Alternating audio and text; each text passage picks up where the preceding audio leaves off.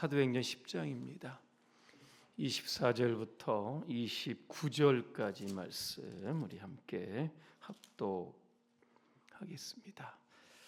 이튿날 가이사랴에 들어가니 고넬료가 그의 친척과 가까운 친구들을 모아 기다리더니 마침 베드로가 들어올 때에 고넬료가 맞아 발 앞에 엎드려 절하니 베드로가 일으켜 이르되 일어서라, 나도 사람이라 하고 더불어 말하며 들어가 여러 사람이 모인 것을 보고 이르되 유대인으로서 이방인과 교제하며 가까이 하는 것이 위법인 줄은 너희도 알거니와 하나님께서 내게 지시하사 아무도 속되다 하거나 깨끗하지 않다 하지 말라 하시기로 부름을 사양하지 아니하고 왔노라. 묻노니 무슨 일로 나를 불렀느냐. 아멘. 베드로의 설교라고 하는 주제로 말씀을 드리겠습니다. 할렐루야. 아멘. 여러분과 인사하겠습니다. 복음의 증인이 됩시다. 오늘 말씀해 보니까 베드로와 고넬료가 만나는 장면이 나옵니다. 결국 복음이 유대인에게서 이방인, 결국 이 로마로 확장되어가는 선교의 놀라운 장이 펼쳐지는 그러한 만남이었다는 겁니다. 베드로는 원래 유대인입니다. 예수 믿고 나서 그리스도인이 됩니다. 하지만 그의 안에는 여전히 유대적 사고가 팽배하죠. 특별히 이방인들에 대한 편견이 굉장히 심했습니다. 지난주 말씀드렸던 것처럼 이방인에 대한 차별이 있었다는 겁니다. 이 베드로가 요바에서 정오에 환상을 보게 됩니다. 어떤 환상인지 여러분 아마 기억하시죠? 큰 보자기 같은 그릇이 하늘에서 내려옵니다. 베드로가 보자기 안을 들여다보니까 유대인의 정결법에 따르면 먹지 말아야 될 그러한 짐승들이 그 안에 다 들어있는 겁니다. 근데 하나님 말씀하시죠. 일어나서 잡아 먹으라 말씀합니다. 베드로가 어떻게 합니까? 속되고 더러운 거 내가 이제까지 먹어보지 못했습니다. 먹지 않겠다 거절합니다. 하나님 말씀하시죠. 왜 내가 속되고 깨끗하지 아니한 것을 내가 속되고 더럽다고 이야기하느냐? 먹어라 그렇게 이야기합니다. 베드로가 못 먹겠다. 이렇게 세 번 정도 하나님과 실갱이한 후에 그 보자기가 결국 올라가게 됩니다. 이 환상의 의미가 뭡니까? 음식의 문제가 아닙니다. 보자기에 담겨진 이 부정한 동물들은 그 당시 이방인들을 뜻하는 겁니다. 이방인들에 대한 편견을 버리고 잡아먹으라 뭡니까? 복음을 전해서 그들도 구원받는 하나님의 백성이 되게 하라. 바로 환상에는 이런 하나님의 뜻이 담겨져 있었던 겁니다. 문제는 베드로가 이 환상의 의미를 알지 못했다. 오늘 성경은 말씀합니다. 그때 고넬료가 보냈던 사람들이 베드로가 있는 집을 노크하는 장면이 오늘 나옵니다. 고넬료는 누굽니까? 로마의 백부장입니다. 하지만 그는 하나님을 믿고 그의 기도와 구제가 하나님께 상달되었던 사람이죠. 주의 천사가 고넬료에게 지시합니다. 베드로에게 사람을 보내 그를 집으로 초청해서 설교를 들어라. 그러한 지시를 받고 종들을 보내서 그 종들이 때마침 그 베드로가 있는 곳에 도착하게 여러분 되었던 겁니다. 그때 성령께서 간섭을 하시게 됩니다. 베드로에게 뭐라고 말씀합니까? 일어나라, 의심하지 말고 그들과 함께 가라고 합니다. 왜? 내가 그들을 너에게 보내었다. 그렇게 말씀하고 있습니다. 이 두 사람의 만남, 결국 이방인을 향한 그러나 선교의 문을 활짝 열게 여러분 되었다라고 하는 겁니다. 오늘 이 두 사람의 만남이 우리에게 주는 교훈이 여러분 무엇입니까? 오늘 우리는 수많은 사람들과 여러분 만납니다.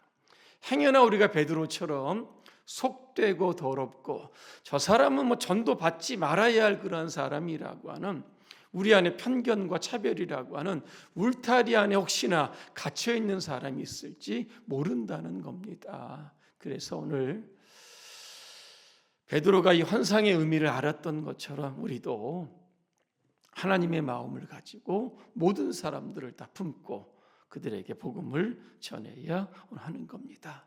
자, 오늘 베드로가 고넬료가 사는 집 가이사랴로 가게 됩니다. 집안을 들여다보니까 누가 기다립니까? 고넬료와 그의 또 친척과 가까운 친구들이 기다리고 있었다 그랬습니다. 그때 여러분 고넬료가 어떤 행동을 합니까? 베드로 앞에 엎드려 절했다 그랬습니다. 다시 말하면 베드로의 발에 입을 맞추었다라고 하는 뜻입니다. 여러분 이해가 잘 안 가시죠? 당시 로마는 이스라엘을 정복한 그런 정복 국가입니다. 이스라엘은 식민지죠. 정복 국가의 그 로마 장교가 베드로의 발에 입을 맞추었다, 그죠? 이게 좀 이해가 안 가는데 어떻게 이런 일이 가능할 수 있었을까? 이유는 한 가지입니다. 고넬료는 베드로를 인간 베드로, 식민지 나라의 베드로, 어부 베드로로 보지 않았던 겁니다. 하나님의 사람으로 보았던 겁니다. 베드로가 극진한 대접을 받지요. 어떻게 이야기합니까? 고넬료에게 일어나라, 나도 사람이다. 여러분 그렇게 이야기합니다. 사람이 어느 때 자신의 위치를 여러분 망각합니까? 누군가의 과도한 칭찬, 인기, 존경을 받을 때에 자신의 위치를 망각할 때가 있다는 겁니다. 사도행전 3장에 보니까 베드로가 성전 미문에 앉아 있었던 나면서부터 걷지 못했던 사람들을 일으킵니다. 그죠? 사람들이 난리가 났죠. 베드로를 주목합니다. 그때 베드로가 뭐라고 이야기합니까? 우리를 주목하지 마십시오. 이 사람이 일어나게 된 것은 우리의 능력과 경건 때문이 아니라 예수님께서 일으키셨다. 그러면서 모든 초점과 영광을 예수님께로 돌렸던 것을 보게 여러분 되는 겁니다. 바울이라고 하는 사람도 굉장히 대단한 사람입니다. 그 당시에 학자 중에 학자죠. 랍비죠. 종교 지도층에 있었던 최고의 인물 중에 여러분 하나였습니다. 그가 예수 믿고 난 이후에 고린도전서 15장 10절 이렇게 고백합니다. 나의 나된 것은 하나님의 은혜였다. 이런 고백을 하고 여러분 있는 겁니다. 우리도 그죠? 우리 자신의 신분과 위치를 망각하지 않고 항상 하나님의 은혜를 생각해야 오늘 할 겁니다. 오늘 베드로가 오늘 28절과 29절에서 이런 이야기를 합니다. 유대인으로서 이방인과 교제하는 것 위법인 줄 너희도 안다 그랬습니다. 그죠? 이방인 교제하고 식사하고 만나는 것 자체가 유대 율법으로 보면 이건 법정에 서야 하는 사람입니다. 그럼에도 불구하고 베드로가 고넬료를 만났던 이유가 어디에 있을까? 그죠? 유대 율법이 중요한 것이 아니라 하나님의 말씀과 뜻이 더 중요했기 때문에 그죠? 그 당시 유대라고 하는 그 율법을 어기면서도 하나님의 뜻에 순종했던 것을 보게 됩니다. 베드로가 묻습니다. 왜 나를 불렀느냐? 그렇게 이야기하니까 고넬료가 그동안 있었던 이야기를 쭉 이야기를 합니다. 그러면서 고넬료가 이렇게 이야기합니다. 33절입니다. 이제 우리는 주께서 당신에게 명하신 모든 것을 듣고자 하여 다 하나님 앞에 있나이다 그랬습니다. 그래서 베드로가 이제 고넬료의 집에서 설교하는 장면이 쭉 나옵니다.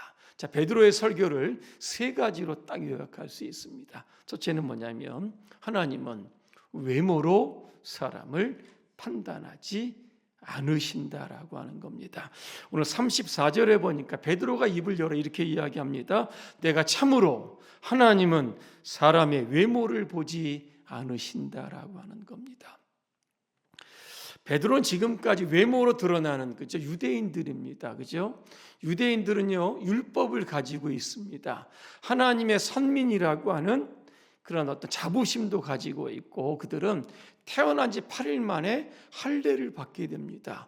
겉으로 난 증거들이요, 그들이 마치 구원을 받은 백성인 것들처럼 그것들이 증거하고 있었던 겁니다. 근데 이방인들은 이러한 증거들이 아무것도 없었기 때문에 당연히 구원받지 못할 백성으로 여겼던 겁니다. 하지만 베드로는 알았던 것이지요. 이런 것들이 구원의 요건이 되는 것이 아니다. 오직 예수 그리스도를 믿는 자는 누구든지, 거기에는 아마 이방인도 포함되어 있을 겁니다. 사도행전 16장에 보니까 그죠? 너와 내 집 예수 믿기만 하면 구원받는다, 이렇게 말씀을 하고 있는 겁니다. 무슨 뜻입니까? 복음이 유대 안에만 제한되어 있지 않고 이방인에까지 보편적으로 열려 있다. 이게 바로 하나님은 외모로 사람을 보지 않으신다라고 하는 말씀입니다. 또 하나 베드로는 예수님의 죽음과 부활을 설교하고 있습니다. 이게 바로 오늘 39절입니다. 그들이 나무에 달아 죽였다, 그렇게 말씀하고 여러분이 있습니다. 이런 이야기가 있습니다. 어느 날 부자에게 죽음이라고 하는 손님이 찾아옵니다. 그 부자는 죽음을 피할 수 없다라고 하는 사실을 알게 됩니다. 그러면서 죽음에게 한 가지 부탁을 합니다. 하루만 시간을 주시면 내가 나의 죽음에 동참할 수 있는 그런 사람을 좀 찾아보겠다 이야기합니다. 죽음이 허락합니다. 그러니까 누구를 찾아갑니까? 부자가 가장 친한 친구를 찾아갑니다. 내가 지금부터 여행을 하게 되는데 나와 함께 할 수 있느냐? 어떤 여행인데 물어보니까 죽음 여행이라고 하는 겁니다. 나 못하겠다, 그죠? 친구가 거절합니다. 아내를 찾아갑니다. 아내는 자기의 부탁을 들어줄 줄 알았습니다. 그런데 아내가 하는 이야기, 이 세상에 할 일이 많이 있으니까 당신 먼저 가시오, 그렇게 이야기하더랍니다. 배신감이 있었던 부자가 그동안 평소에 정말 싫어했던 은혜라고 하는 사람이 딱 나타납니다. 그러면서 그의 죄를 지적해 주면서 해결책을 가르쳐 주게 됩니다. 그러면서 한 사람을 소개시켜 주는데 회개라고 하는 사람을 소개시켜 주는 겁니다. 이 부자가 회개라고 하는 사람을 만나 그동안 자신의 삶에 못 있었던 것을 다 회개합니다. 그때 회개라고 하는 사람이 또 용서라고 하는 사람을 또 소개시켜 주는 겁니다. 그래서 그 사람을 만나서 결국 다 용서함을 받게 되었다는 겁니다. 그래서 부자는 은혜와 회개와 용서라고 하는 사람과 함께 이 죽음의 강을 건넜다라고 하는 여러분 그런 이야기입니다. 그죠? 십자가 안에는 이 세 가지의 요소가 다 포함되어 있는 겁니다. 우리가 하나님의 은혜로 용서함 받아서 그죠? 결국 천국에 들어갔다라고 하는 오늘 그러한 이야기를 합니다. 40절에 보니까 베드로가 부활에 관해서 이야기를 합니다. 하나님께서 사흘 만에 예수님을 다시 살리셨다 말씀하시면서 뭘 말씀하냐면 주님이 나에게 복음을 전하는 사명을 주셨다, 그렇게 말씀합니다. 오늘 베드로의 설교가 우리에게 주는 교훈은 무엇일까라고 하는 겁니다. 이거죠. 우리가 구원받고 천국의 시민권을 가지고 이 땅에 살아간다라고 하면 우리의 존재 이유는 결국 하나지요. 세상 가운데 십자가의 죽음과 부활의 메시지를 전하며 사는 겁니다. 마지막 세 번째는 베드로는 누구든지 예수를 믿으면 죄사함 받는다라고 하는 설교를 오늘 43절에서 오늘 하게 됩니다. 예수라고 하는 이름의 뜻이 뭡니까? 마태복음 1장 21절입니다. 그렇죠? 이는 그가 자기 백성을 그들의 죄에서 구원할 자다 그랬습니다. 이 땅의 불행은 여러분 죄로부터 다 파생된 겁니다. 그렇죠? 그 죄의 문제를 해결할 분은 결국 예수 그리스도. 그래서 예수를 믿으면 우리가 죄 사함 받고 구원받는다. 고넬료의 집에 모였던 그 사람들을 향해서 오늘 베드로가 설교합니다. 나중에 어떻게 되는지 아십니까? 그들이 다 성령 받고 방언 받고 구원받게 되는 놀라운 역사가 일어나게 되는 겁니다. 오늘 한 주간 여러분 세상에 나가서는 수많은 사람들을 여러분 만날 겁니다. 오늘 베드로가 설교했던 이 세 가지 그죠? 여러분도 선포해야 여러분 하는 겁니다. 그래서 우리가 세 가지 초청주일에 수많은 사람들이 다 예수 믿고 구원받아 오늘 이 자리를 가득가득 채워지는 하나님의 놀라운 기적과 부흥의 역사를 보게 되시기를 주님의 이름으로 축복합니다. 기도하겠습니다. 은혜로우신 하나님, 우리에게 영원 구원의 사명 주심을 감사합니다. 그래서 우리가 만나는 사람들마다 십자가의 복음을 전하게 하여 주시옵소서. 우리를 통해, 우리 교회를 통해 이 땅에 머물러 있던 복음이 세상을 향해, 전 세계로 향해서 확장될 수 있도록 도와 주시옵소서. 예수님의 이름으로 기도합니다. 아멘.